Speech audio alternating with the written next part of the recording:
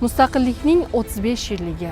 Mamlakat bosib o'tgan yo'lni natijalar, o'zgarishlar va inson uchun yaratilgan imkoniyatlar mezonida baholanadigan tarixiy sana.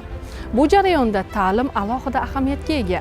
Chunki taraqqiyotning davomiyligi bilimli, mustaqil fikrlaydigan va keng dunyoqarashga ega bo'lgan zamonaviy texnologiyalarni egallagan avlodga bog'liq. Bugun partada o'tirgan bolaning bilimi va dunyoqarashi ertangi O'zbekistonning imkoniyatlarini belgilaydi.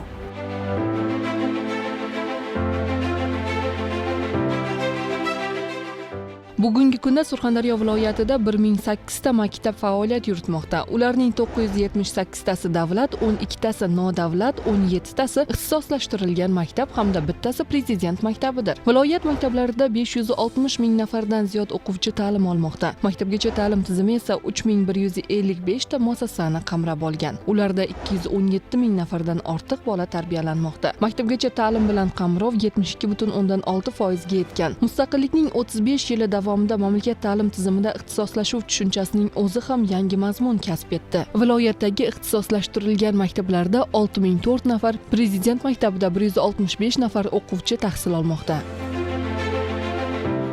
Mazkur ko'rsatkichlar ortida katta tizim, uning oldida esa yanada muhim vazifa ta'lim sifatini oshirish masalasi turibdi. Istiqlol shodiyonalari arafasida Termiz shahrida qurib bitkazilayotgan yangi ta'lim dargohi Muhammad Al-Xorazmiy nomidagi ixtisoslashtirilgan maktabning Termiz filiali bu yo'nalishdagi muhim loyihalardan biri. 2025-yil may oyida bu hududda qurilish ishlari boshlangan edi. Oradan bir yildan ziyod vaqt o'tib, qiymati 38 milliard so'mlik loyiha yakuniy bosqichga kirdi.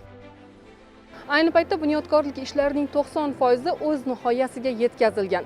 Loyiha doirasida 504 o'rinli zamonaviy o'quv binosi va 222 o'rinli yotoqxona barpo etiladi. Bundan tashqari maktabda jahon standartlariga to'la javob beradigan zamonaviy sinfxonalar, laboratoriyalar, kompyuter xonalari va sport inshootlari va boshqa infratuzilmalar joylashtiriladi.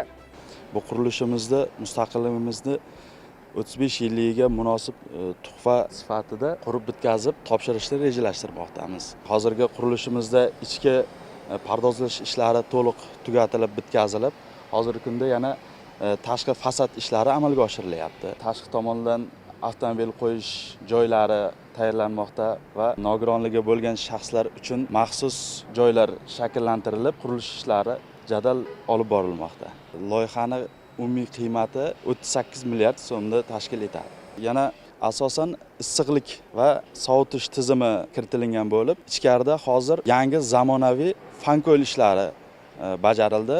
Bu fan ko'limiz ham maktabni isitish va issiq kunlarda sinfxonalarni sovutish vazifasini bajaradi. Ushbu maktabning qurilishida hozirgi zamonaviy talablarga javob beradigan, issiq sovuqlikka chidamli materiallardan foydalanilgan. Mustaqillik 35 yillik bayramimizga shu o'quvchi yoshlarimizga topshirishni reja qilib turibmiz. Hamma o'quv bloklarimiz, yotoqxonalarimiz shay holatda turibdi.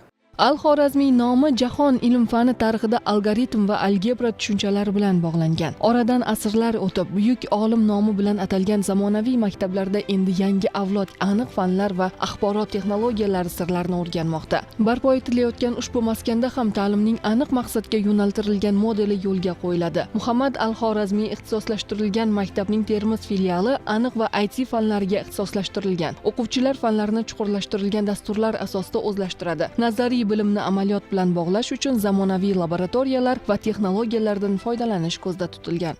Ushbu maktabimiz Prezidentimizning 2022-yil 106-sonli farmoniga asosan tashkil etilgan maktab. 2022-yildan 26-yilning iyun oyiga qadar Termiz shahar 3-son ixtisoslashtirilgan maktabi bo'lib faoliyat yuritgan. Hozirgi kunda, ya'ni o'sha iyun oyida agentligimizning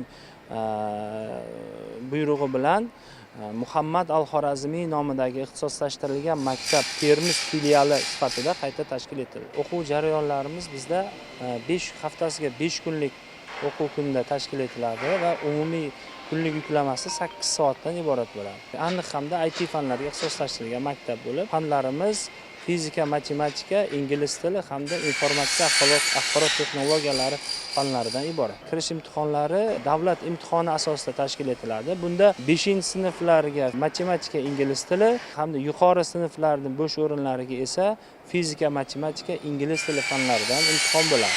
Filialning oldiga qo'ygan asosiy vazifalari albatta iqtidorli yoshlarni aniqlash, saralash va ularni qo'llab-quvvatlashdan iborat. Hozirda filialda 32 nafar pedagog mavjud. Ularning 23 nafari oliy, 7 nafari birinchi va 2 nafari ikkinchi malaka toifasiga ega. Yangi o'quv yili uchun pedagogik jamoani shakllantirish bo'yicha salmoqli ishlar amalga oshirilmoqda. Umuman, viloyat maktablarida bugun 51320 nafar o'qituvchi mehnat qiladi. Ularning 83,7% oliy ma'lumotli. 2025-yilda o'tkazilgan malaka sinovlari natijasida 6163 nafar pedagog o'z toifasini bir pog'onaga ko'targan. Biroq aniq fanlar va axborot texnologiyalariga ixtisoslashgan muassasada o'qituvchidan bilimni yetkazish bilan birga o'quvchining tahliliy fikrlashi, tadqiqot olib borishi va muammoga yechim topish qobiliyatini rivojlantirish ham talab etiladi. 35 yil tarix uchun katta davr emas.